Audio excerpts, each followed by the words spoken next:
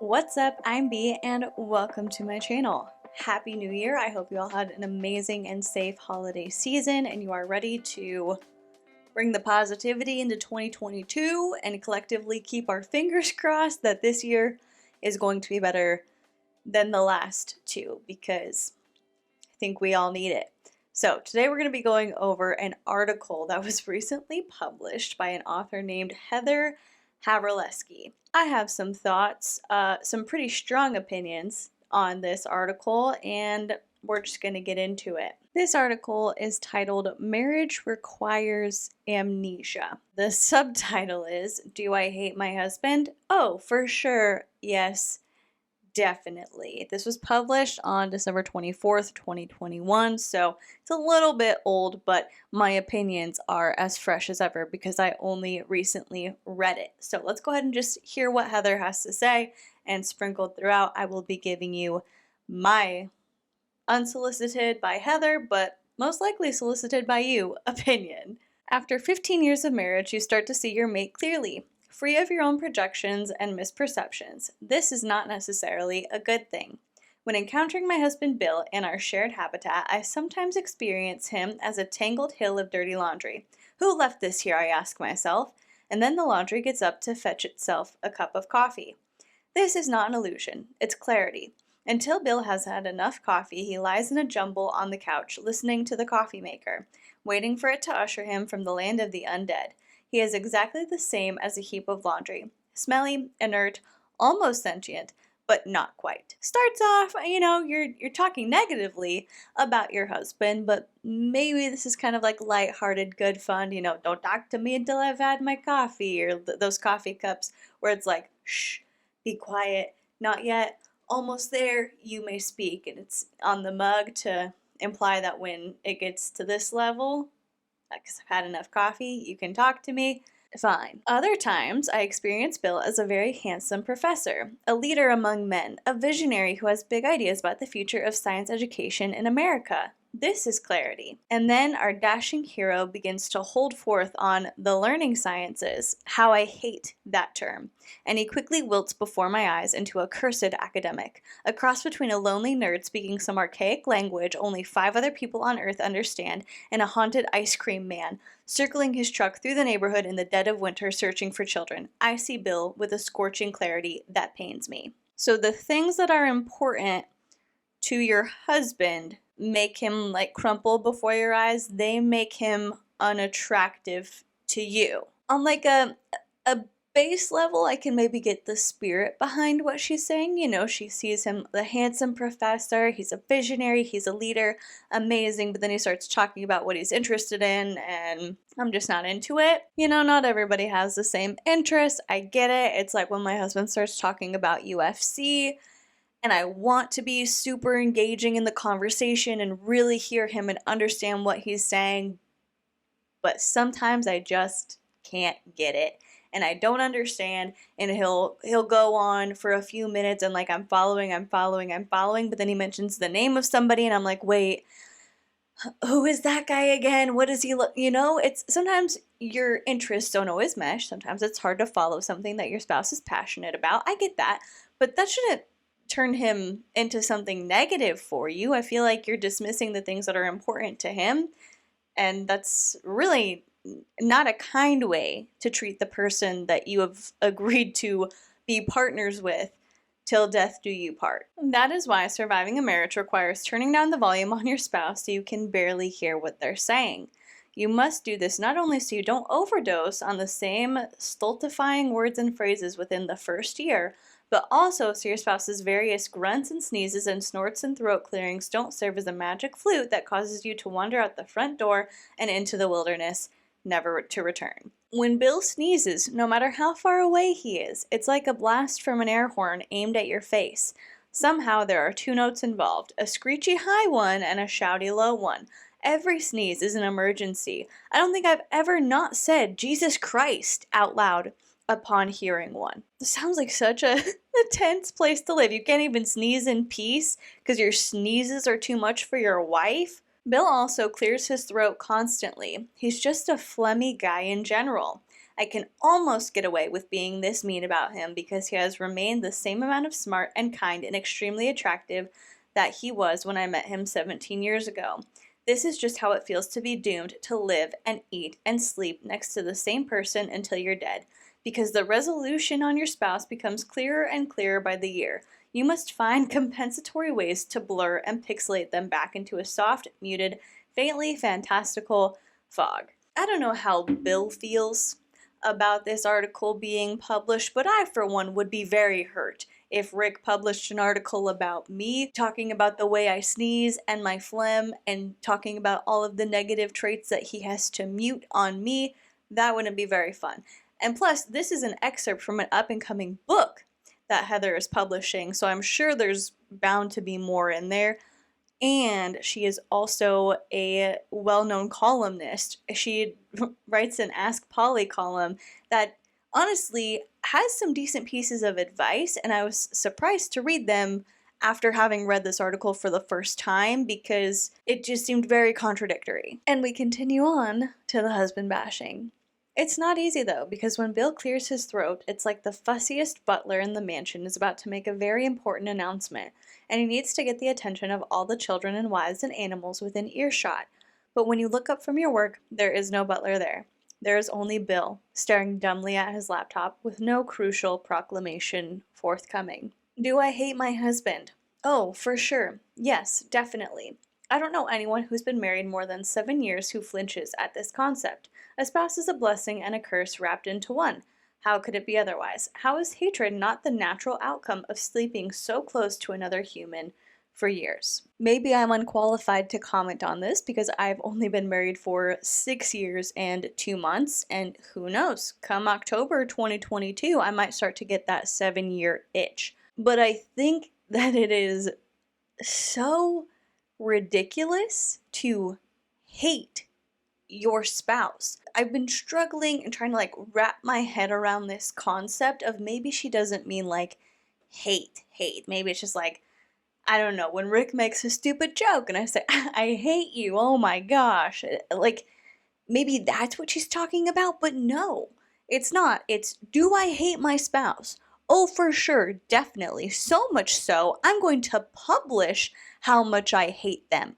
I truly cannot imagine how hurtful that would be. And apparently the spouse is okay with it because there hasn't really been any follow-up and of him saying he's not okay with it or any fallout from this. I'm assuming he knew that this was going to be published. He knew that this kind of content was going to be in her book, but that's so hurtful to say about the person that you have chosen to spend your life with. And this is such a common trope, especially when the pandemic first started. So many people coming out talking about how they couldn't bear to be with their spouse for this long. And look, I get it. It is hard to be in a confined space with the same person for an extended period of time, but that's just because it's not what you're used to. You're used to being able to go to your separate jobs or hang out with your separate friends. And when that dynamic changes and you lose a lot of those meaningful outside connections, it can feel very isolating and it can put a lot of pressure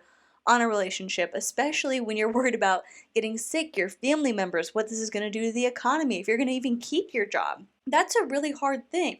But the amount of jokes we saw about people who said they couldn't bear to spend time with their spouse is really concerning and really upsetting to think about. I don't like perpetuating the idea that our spouses are just people we put up with, as opposed to people that we love and are happy to be with, because that's the kind of person you should marry, the kind of person that you can spend a lot of time with. And, I don't mean to overgeneralize, because I am somebody who requires a lot of alone time. I like being by myself. I like doing my own thing, but it's not an inconvenience to spend time with my husband. I'm just an introvert. She goes on to say, unless you plug a propofol drip into your arm every single night, how do you encounter those unwelcome grunts and gravelly snores as anything but oppressive? Pro tip, you nudge them in the ribs until they turn onto their side, and then they don't snore as much. Unless you spend most of your waking hours daydreaming, how do you tolerate this meddling presence, rearranging stuff but never actually putting it away?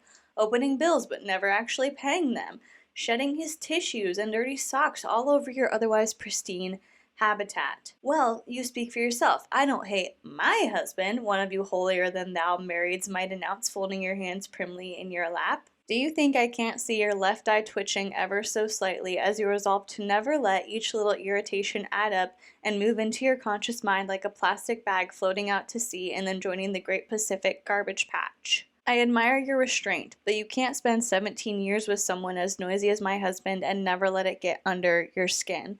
Yes, of course, I also love him, and for years I couldn't remotely imagine a suitable replacement for all of those bad noises, but then I started to use my imagination a lot more.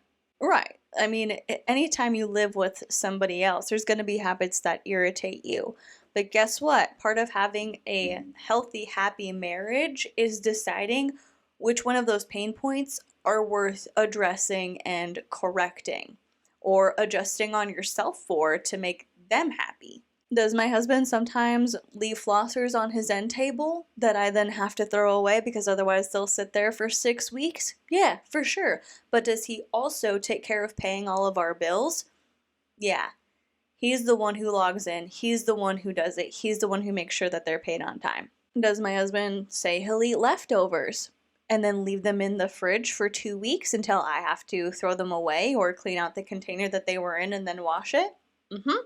But when he's not recovering from surgery, he also takes care of our front and backyards, which I do not do and will never, ever do. There's certain little habits that are annoying because you are not going to be exactly like your partner in every single way. But that's just part of marriage. That's part of compromising. And if something is really, really bothering you, you need to address it. You need to decide with yourself, first and foremost, is this actually a really big deal, or am I just making it one because maybe it's not about this, it's about something else, or maybe I need a new perspective? Or is this something that's genuinely like decreasing my quality of life? If so, address it. If it's something petty, learn to let it go because you're going to encounter that with anybody that you cohabitate with. Continuing the article, she goes on to say, who needs to be cheerful when the plane to Sydney is delayed by 8 hours at midnight? Who speaks calmly when one kid starts sobbing uncontrollably? Who pretends that Doritos and almonds make a fun late-night dinner at the airport newsstand?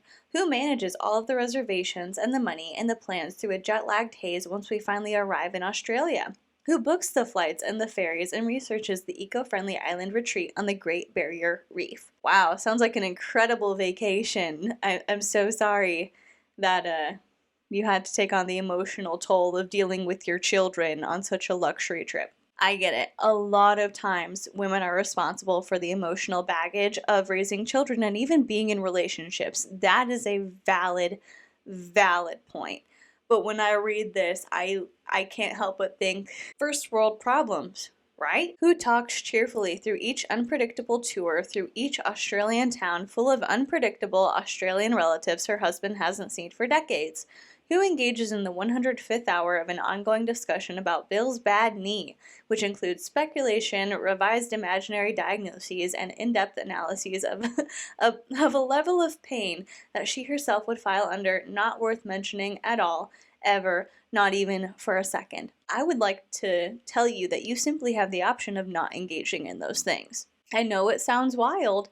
It might sound like, well, what kind of wife would I be if I didn't engage, if I didn't take the lead, if I didn't seem super warm and friendly and like I'm leading the conversation with these relatives we haven't seen in years? Who cares?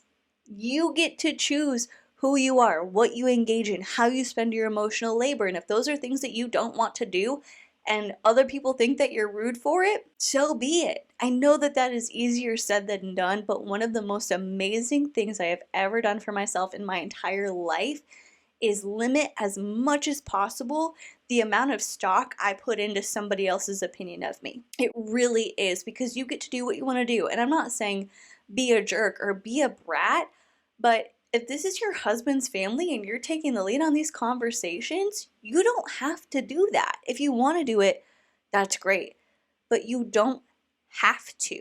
And continually engaging in conversations that you do not want to engage in for the sake of appearing like a top shelf wife is going to be incredibly draining and build resentment in you. And when we arrive at that island in the Great Barrier Reef, the one populated at this time of year by thousands of birds, birds squawking and cawing and clucking and screeching, birds every 2 feet, bird droppings covering literally every inch of the ground. Who makes up a game where the first person to get hit by a flying bird poop wins an ice cream cone? You. That's fun. That's part of being a parent. I mean, birds are there. What are you going to do about nature? Who says it's okay for one kid to snorkel? Who says it's okay for both kids to snorkel without her since she gets seasick? Who goes snorkeling anyway because both kids want mommy there since daddy will ignore them because he's super jet jacked to snorkel the hell out of the Great Barrier Reef? Who asks the snorkeling guide if she'd be better off in the boat if she's starting to feel queasy? Who smiles when the snorkeling guide says in his cavalier Australian tough guy accent that he's not sure because he's never met anyone who got seasick from snorkeling before? Who bites her tongue instead of asking the snorkeling dude if he has eyes in his thick skull since obviously plenty of mortal humans over the age of 40 feel ill when they bob on massive swells while looking down 50 feet into a murky, shark-filled abyss? And then, who gets sick, as predicted, but doesn't say a single word about it, even as a wave of colorful fish swarms the scene and everyone marvels and wonders why they suddenly appeared, like magic. But none of these maneuvers help. One daughter says, "I hate this place," the second she sets her feet on the sand. The other daughter says, "Why would you do that?" in response to every action taken by another family member. But the man is the worst of it all. He says, "Stop it, stop it, stop it, just stop it," on a constant loop, morning and night. Okay, this is when we need to have a conversation about joint parenting. Took 2 of y'all to make those kids, right? And if you're the one they want, you're the one refereeing, you're the one constantly putting out that emotional labor, and husband isn't really helping, Bill, you're not doing your part, this is the part where I understand resentment.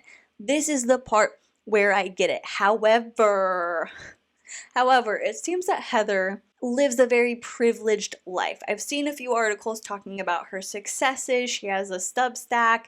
She's been a columnist for years. She has a few books out. Like, she seems to have a privileged life. Therefore, in theory, we can cut out the general stress of making ends meet, of if there's going to be food on the table, of kids need new shoes, how do we handle that? We can kind of put that aside and say it's more than likely that you are in a privileged enough position that those things aren't really your concerns. Sure, you may have to budget. Sure, you might not be uber wealthy, but for the most part, financially, you're okay. I mean, you're on vacation in Australia snorkeling, so I think we're doing all right. Relationships are complex. Parenting is complicated. But if it has gotten to a point where your husband, in your eyes, is not doing the bare minimum of parenting your children, there needs to be a conversation before you get to the point to where you confidently, loudly proclaim that you hate your husband. It should not get that far, but I feel like for a lot of people it might, but that doesn't mean it should be normal. It doesn't mean it should be common. That doesn't mean that you should say, "Well, I hate my husband and that's just how it is." No, do things to make it better. Have conversations, seek outside help, get counseling, read books together, go to a friend that you guys both trust. There's plenty of ways to get help in a marriage before it gets as bad as Heather is portraying her feelings towards her husband to be. I am reaching my limit.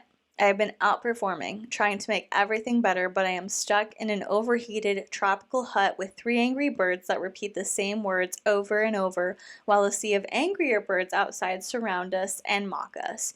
The silver gull cries, "I hate this." The shearwater snipes, "Why would you do that?" The buff-sided rail says, "Stop it, just stop it." I have been feeling ill since we arrived on the ferry. There is no air conditioning and there are no screens on the windows because we are now honorable eco-warrior vacationers. I have a cut on my finger that I'm pretty sure is infected. I've been battling insomnia for over a year, but I don't say a word about how bad I feel. You don't believe me, but it's true. Thanks to writing an advice column for years, I have evolved. Unlike my spouse, I am so good, so thoughtful, so generous. We'll take a second to address this. I feel like because of societal conditioning, A lot of women feel like they can't complain, or they can't bring up their own needs, or they can't say something that's bothering them or expect somebody else to take the lead because it's supposed to be on them. And the insomnia part really hit me. As many of you know, I spent most of 2021 as a kinship foster parent to two children in our family. They were roughly 2 and 4. Not only was that the hardest year of my life, but that was the year that I got the least sleep in my life. I maybe got 4 hours of sleep on a good night. More often than not, it was less than that. And at first, it was because the 2-year-old just wouldn't sleep.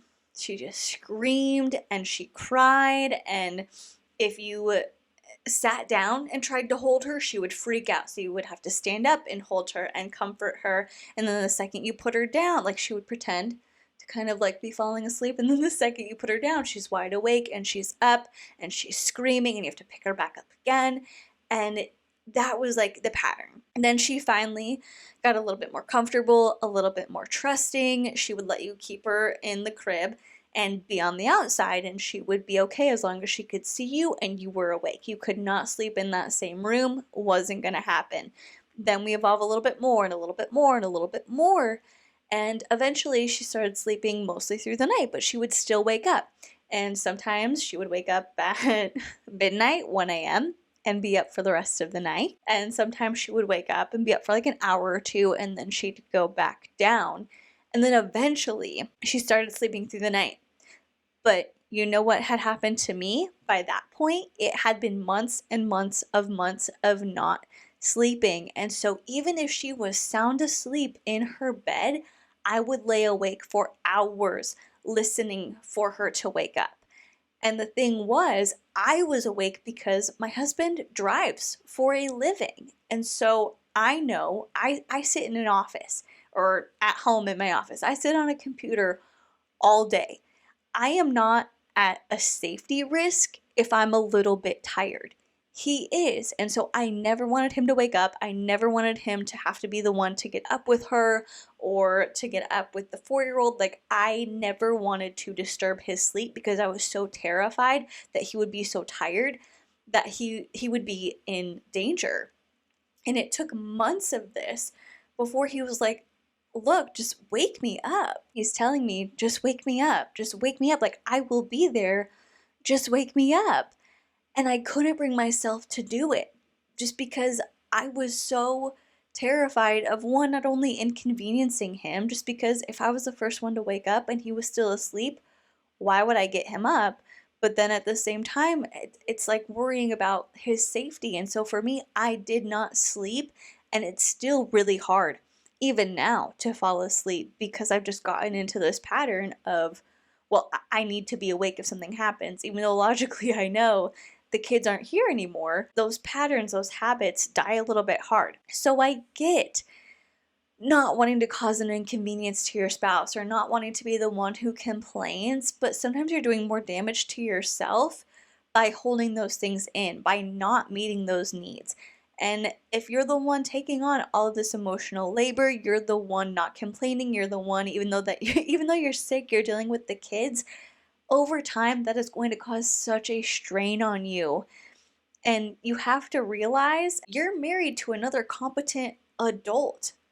Another adult person who is supposed to be your partner in life. They love you, presumably. They want you to be happy. They want you to be healthy. And so it's important to split those responsibilities to make sure that everyone is taking equal part in parenting, in getting their hands dirty, and doing the things that need to be done, not only for kids, but in your relationship, in your home, all of that.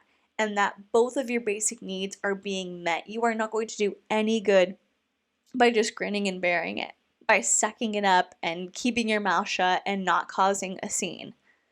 Cause the freaking scene, dude, because your sanity depends on it. And while we're at it, don't become a martyr. This whole, I am so good, so thoughtful, so generous.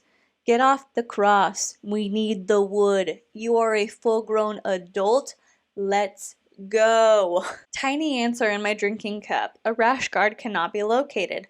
Someone refuses to shower off even though it will help with the heat. Someone else announces that she won't snorkel or swim or go anywhere today. I rearrange the beds. I drink my tea. The chaotic repeating chorus of kids and parents and birds continues. Everyone in the room is yelling now. The bed sways gently like a raft at sea. Finally, I break. You all need to make less noise, I announce. And you, I say to the big one, you are the worst of all. You can't hear noise without making another noise. At first, they all start making noises at once, so I raise my voice. No, I tell them, I can't fix this anymore. I am broken. It's true, but I'm sorry, Mommy, but I can't stop. Who could stand this? I need a break. Go have breakfast without me. My family exits guiltily. We've all had that moment. We've all hit that breaking point. I'm not going to sit here and be like, she's a bad person because she lost her cool on her kids. You're not going to hear that from me. Love and hate are birds of a feather. I need you, therefore I hate you. I can never leave you, therefore you are my bunkmate in this prison we freely chose back when we were younger and even stupider than we are now. No sooner are you saved than you start to resent your savior. I don't identify with this at all. Again, like every marriage is going to have issues. There's going to be times where you feel irritated by your spouse or your partner. Like that's just going to happen. But to get to the point of hate, I feel like it takes a lot. Marriage is a solution to several problems that creates infinite additional problems. Marriage can cure your loneliness or exacerbate it. That's true. Marriage can make you feel a lot stronger than you really are and a lot weaker than you really are. Marriage can feel like a soothing meditation retreat or a dirty tryst or a very long lunch with the most head-splittingly repetitive human who has ever walked the face of the earth. Each week is a little different than the last. After my breakdown, I tell Bill I'm going to need some time to myself. I can't keep everyone glued together anymore, which should have been done a very long time ago if it hasn't. Bill apologizes. He says traveling has been stressful. He mentions that we've been walking a lot, which is hard on his bad knee. He reminds me how he broke his tooth on a piece of hard bread in Melbourne, a story he's told to every single person we've encountered since Melbourne. I remember, I reply, wishing I didn't. Marriage requires amnesia, a mute button, a filter on the lens, a damper, some blinders, some bumpers, some earplugs, a nap. You need to erase these stories, misplace this tape, zoom out, slowly dissolve to black. I start to spend more time in my head. I start to daydream more. Surviving a marriage requires self-care, time alone, time away, meditation, escape, selfishness. I can't blame him for being high-strung. I tell myself on a walk around the island alone, headphones on, bird poop raining down every few feet. I can't get mad because he's just a regular mortal with flaws. When I blame him, I just feel guilty, and then I start to blame myself. But I'm just a regular mortal with flaws too. After several nights on the island, Bill and I start to tell the kids to walk back to the hotel room after dinner and use their phones for as long as they want. Then we have a drink and stare at the ocean without them. We talk about each kid's breakdown for the day. What did the older one hate today? Which decision did the younger one question? During these talks, I encourage Bill to be more like me. Give up control, relax, let these birds make their noises and they'll quiet down quickly. When you treat them like they're doing it wrong, it only gets worse. But Bill doesn't learn new lessons that quickly. He studies the learning sciences, but he is not a good learner. Dude, you really do hate your husband, I guess. So, I resolve to let everyone squawk and caw until they get bored, or become distracted, or fall asleep, or cheer up. And when Bill says the wrong thing, I think, forgive him, forgive yourself, let it go. It's harder than it sounds, but during these conversations, Bill looks handsome to me again. He sounds like someone I'm still in love with. That feeling comes back. The camera zooms in, the focus sharpens, charming little details emerge. I remember why I chose him. In spite of everything, he's still my favorite person. I can see why we're together. We might stay this way forever. That's a nice little ending. You have your meltdown. Bill says it's hard and, he broke his tooth and you say, I know, I remember, although I wish I didn't because you've been so annoying about breaking that tooth.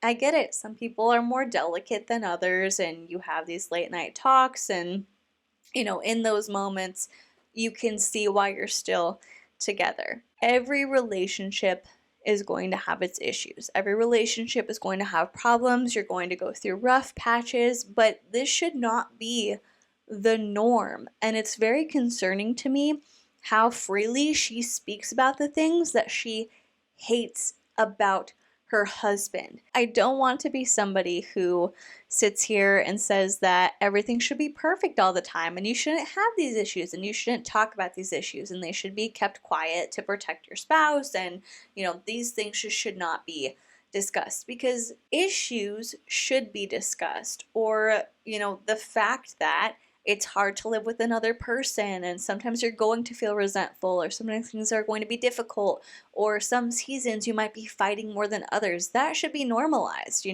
It's not like you get married and everything's perfect and amazing and then you die. That's not how it is. But to be so specific and so degrading towards your own husband really rubs me the wrong way. And it doesn't really matter the message at the end where she's like, oh, I can see why we're still together. We might just stay like this forever.